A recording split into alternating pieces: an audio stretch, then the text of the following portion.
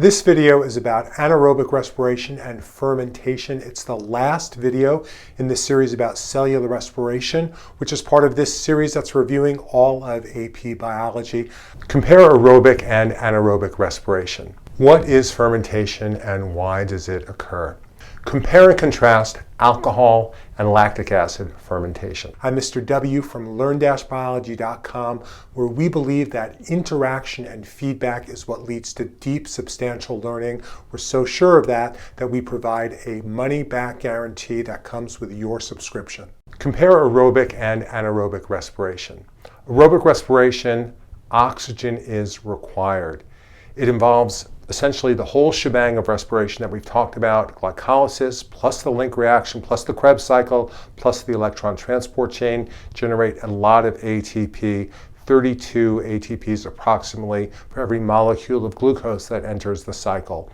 Most of the ATP is generated over here in the mitochondria. There's a small amount that's generated through glycolysis.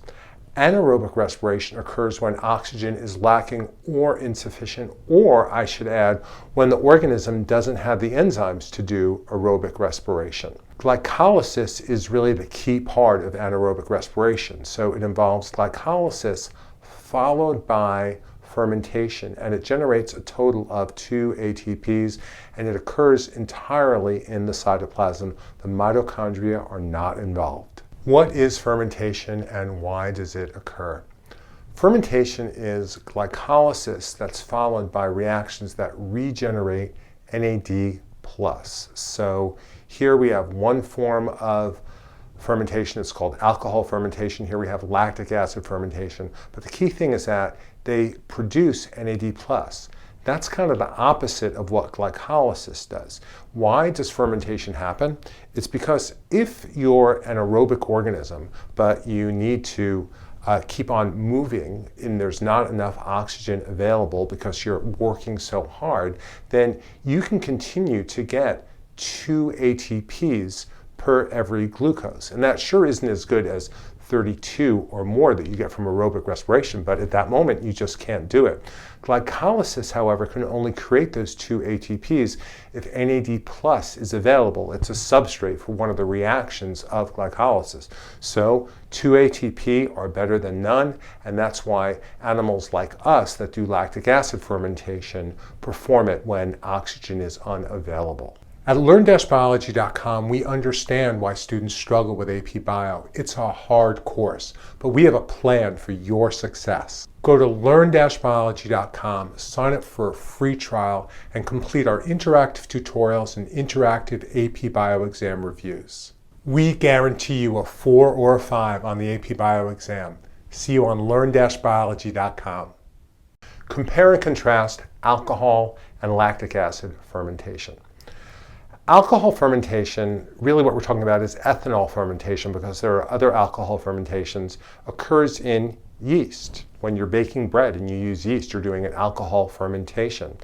Enzymes, shown over here, remove a carbon dioxide from pyruvic acid. Remember, that's the molecule that ends glycolysis.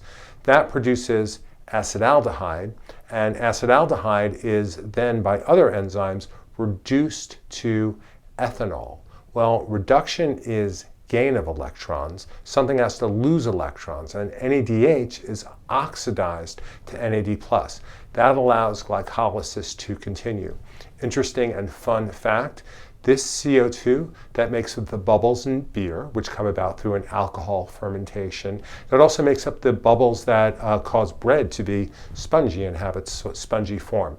Now, lactic acid fermentation occurs in muscle tissue under anaerobic conditions. It's a little bit simpler than alcohol fermentation. What happens is that pyruvate is reduced to lactic acid, and again, as that reduction occurs, something has to be oxidized, and NADH is oxidized to NAD+. Oh my goodness, I can't tell you how much I admire you for hanging on until this point and learning so much biology. Want to learn more? Sign up for a free trial of the website that guarantees your AP Biology success, learn-biology.com, and watch this next video.